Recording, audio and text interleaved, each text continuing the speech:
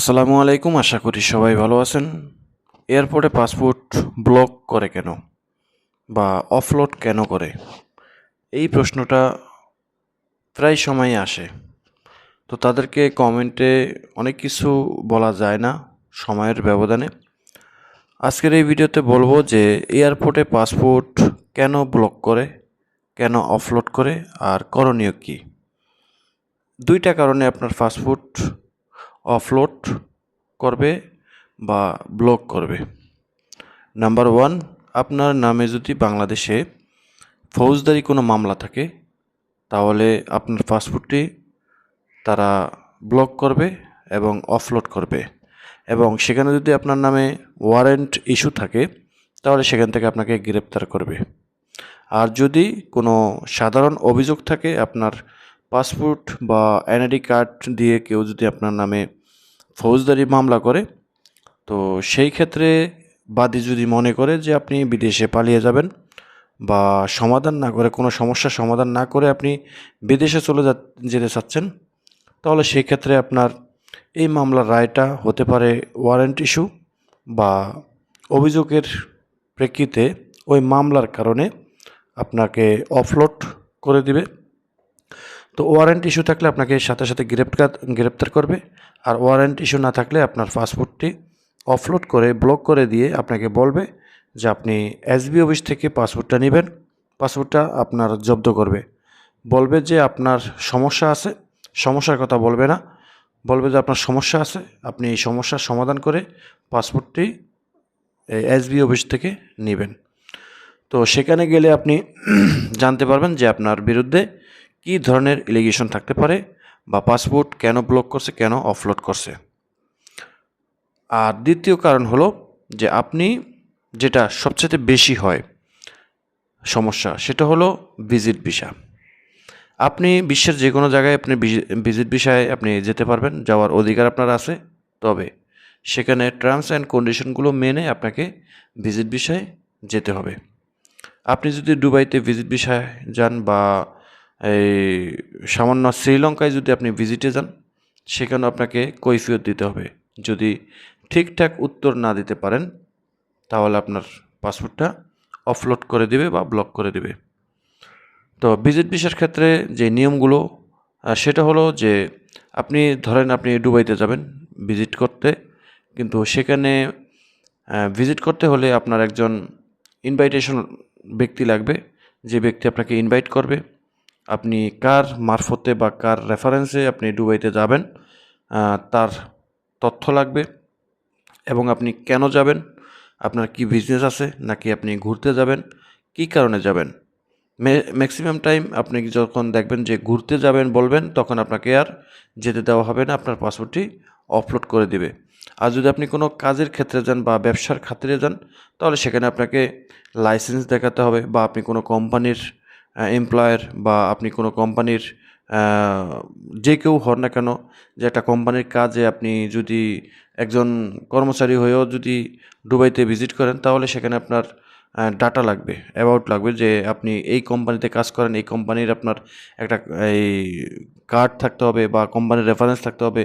Company আপনাকে যেতে দিবে কিনা বা আদৌ কি আপনি কোম্পানির কাজে যাচ্ছেন কিনা, এভিডেন্স দিতে হবে। এভিডেন্স আপনি না দিতে পারলে আপনার পাসপোর্টটা ব্লক করে দেবে বা অফলোড করে দেবে। তো এখন করণীয় কী, এই কথাগুলো আমি অনেকবার বলছিলাম। পাসপোর্ট যে কারণেই হোক অফলোড করে দিছে বা ব্লক করে দিছে, সেটা যদি আপনার পাসপোর্ট জব্দ করে কিংবা পাসপোর্টটা আপনাকে অফলোড দিয়েও দেয়, আপনার হাতে পৌঁছে দেয়, সেক্ষেত্রে আপনি যে কোনো দেশে আপনি ওয়ার্ক ভিসায় যেতে পারবেন। যারা জিজ্ঞাসা করেন যে অফলোড খাইলে ওয়ার্ক ভিসায়, কাজের বিষয়ে কোনো দেশে যেতে পারবেন কি না, সর্বদেশে আপনি কাজের বিষয়ে যেতে পারবেন। আপনার অফলোড করা হয়েছে ভিজিট ভিসার ক্ষেত্রে। ভিজিট ভিসায় গিয়ে আপনি হয়তো সেখানে অবৈধ হতে পারেন বা কোনো একটা অকারেন্স করতে পারেন, সেই কারণে আপনাকে এই জবাবদিহি দিতে হয়, আর না দিতে পারলে আপনার পাসপোর্ট ব্লক করে দেয়। তো আপনি কাজের বিষয়, যে কোনো দেশে কাজের বিষয়ে যেতে পারবেন, কোনো অসুবিধা নেই, ঠিক আছে। তবে আপনি ভিজিট ভিসায় যেতে পারবেন না, যেতে হলে আপনার ওই যে ভিজিট ভিসার যেইটার কারণে আপনার পাসপোর্ট ব্লক করছে সেই ভিসাটার মেয়াদ উত্তীর্ণ হতে হবে এবং পরবর্তীতে আরেকটা ভিজিট ভিসা নিতে হলে সেটার সাক্ষীর প্রমাণ আপনাকে জোগাড় করতে হবে, তারপরে আপনি এয়ারপোর্ট ক্রস করতে পারবেন, আপনাকে যেতে দেবে ইমিগ্রেশন। এই হলো বিষয়টা। এখন এসবি অফিস কোথায়? আপনাকে এয়ারপোর্ট থেকে যদি পাসপোর্টটা তারা জব্দ করেও রাখে বা পাসপোর্ট ফিরিয়েও দেয়, সাথে কিন্তু একটা নোটিশ পেপার দিবে। নোটিশ পেপারের ভিতরে লেখা আছে যে সন্দেহজনকভাবে বা এই কারণে আপনার পাসপোর্টটি জব্দ করা হলো, আপনি এত মাসের এত তারিখে আপনি এসবি অফিসে গিয়ে এই আপনার প্রয়োজনীয় ডকুমেন্টস সাবমিট করে আপনি পাসপোর্টটা নিয়ে আসবেন কিংবা পাসপোর্টের অফলোড তুলে আসবেন। তো এই এসবি অফিসটা কোথায়? এসবি অফিসটা আপনি বাংলাদেশে একটাই এসবি অফিস, সেটা হলো মালিবাগ এসবি অফিস। আপনি যে কোনো জায়গা থেকে ঢাকাতে ঢুকবেন, ঢাকাতে ঢুকে আপনি মালিবাগ যাবেন। মালিবাগ কোথায় যাবেন? রিক্সাওয়ালারে বললে হবে আমি এসবি অফিসে যাব। মালিবাগ এসবি অফিসের গেটের সামনে যাব। আপনাকে একদম গেটের সামনে নামিয়ে দিবে। যদি অপোজিটে হয় রাস্তার, তাহলে বরাবর রাস্তার অপোজিটে নামিয়ে দিবে। সেখানে আপনি সুন্দর দোতলায় চলে যাবেন।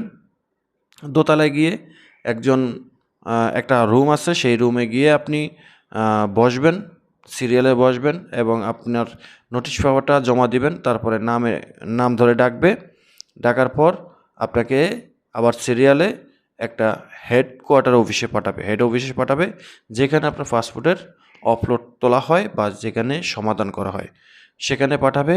সেটা হলো 2 তলায় না 3 তলায়, কখনো 2 তলায় হয় আবার কখনো 3 তলায় হয়, যাই হোক আরেকটা রুমে পাঠাবে। সেখানে আপনি প্রয়োজনীয় ডকুমেন্টস দিয়ে আপনি পাসপোর্টের আপলোডটা তুলে আনবেন এবং পাসপোর্টটা নিয়ে আসবেন। ঠিক আছে? অনেক ক্ষেত্রে আপনাকে প্রমাণ জোগাড় করতে বলবে এবং সেখানে সময় নিবে যে আপনি 10 দিন পরে আসেন বা আপনি এই কাজটা এই প্রমাণগুলো নিয়ে আসেন, সেটার জন্য আপনাকে সময় দিবে। সেই সময়ের মধ্যে আপনি কাগজপত্র রেডি করে পাসপোর্ট নিয়ে আসতে পারবেন। এটা হলো মালিবাগ এসবি অফিস। যারা চিনেন না আশা করি বুঝতে পারছেন। আর আপনারা যারা ভিজিট ভিসায় যে কোনো দেশে যান, অবশ্যই আমি পূর্বে বলেছিলাম যে আপনি প্রয়োজনীয় ডকুমেন্টসগুলো আপনি সংগ্রহ করে রাখবেন। প্রয়োজনীয় ডকুমেন্টস বা আপনি ভিজিট করতে যাচ্ছেন কেন বা কার মাধ্যমে যাচ্ছেন, হ্যাঁ, বা আপনি যদি একজন নারী হয়ে থাকেন, আপনি ভিজিট ভিসা যাচ্ছেন, আপনি অবশ্যই ওখানে আপনার কেউ একজন আছে, স্বামী হোক বা ভাই হোক, ব্রাদার হোক, যে কেউ হোক, তাদের রেফারেন্স লাগবে এবং সেটা সঠিকভাবে 100% যদি আপনি সাবমিট করতে পারেন বা তাদেরকে প্রমাণ দেখাতে পারেন যে হ্যাঁ আমি আমার স্বামীর কাছে যাচ্ছি বা আমার হাজব্যান্ডের কাছে যাচ্ছি, তো হাজব্যান্ডের পাসপোর্ট এবং আপনার নিকাহনামা বা কাবিননামা এগুলা লাগবে। ঠিক আছে? এবং আপনি কেন যাচ্ছেন সেটার কৈফিয়ত বেশি একটা লাগে না, যদি আপনি আপনার হাজব্যান্ডের ইনভাইটেশন দেখাতে পারেন বা কাবিননামা দেখাতে পারেন যে আপনার হাজব্যান্ড সেখানে থাকছে বা আছে বা আপনার ভাই ওখানে আছে, আপনার বাবা ওখানে আছে, তাদের ইনভাইটেশনে আপনি যাচ্ছেন, তাহলে আপনাকে বেশি একটা কৈফিয়ত দেওয়া লাগবে না। আর যদি আপনি কারো রেফারেন্সে যাচ্ছেন না, শুধু আপনি একটা দালালের কাছ থেকে বা একটা অফিসের কাছ থেকে আপনি ভিজিট ভিসা নিয়েছেন, আপনি সেখানে যাবেন, সেক্ষেত্রে আপনি আটকে যাবেন। ঠিক আছে? তো অনেকের আমরা দেখছি যে এসবি অফিসে আমি নিজেই স্বয়ং চোখে দেখছি, কারণ আমার আমার নিজেরও একটা পাসপোর্ট তারা সন্দেহজনকভাবে অফলোড করে দিছিল। তো যদিও সেটা সাথে সাথে তারা খুলে দিছে, তো আমি সেখানে দেখছিলাম যে কি পরিস্থিতি বা কি করণীয়। ঠিক আছে? তো আপনারা এই বিষয়গুলো মাথায় রাখবেন যে রেফারেন্স ছাড়া আপনি কখনোই ভিজিট ভিসায় যেতে পারবেন না। দেখা গেছে দুবাইয়ের একটা ভিজিট ভিসা নিতে সব ধরনের ডকুমেন্টস আপনি জোগাড় করছেন, একটা ভিসা পাইছেন, অ্যাপ্রুভাল পাইছেন, কিন্তু আপনি বাংলাদেশ থেকে ফ্লাইটে যাওয়ার সময় ইমিগ্রেশন আটকে দিছে।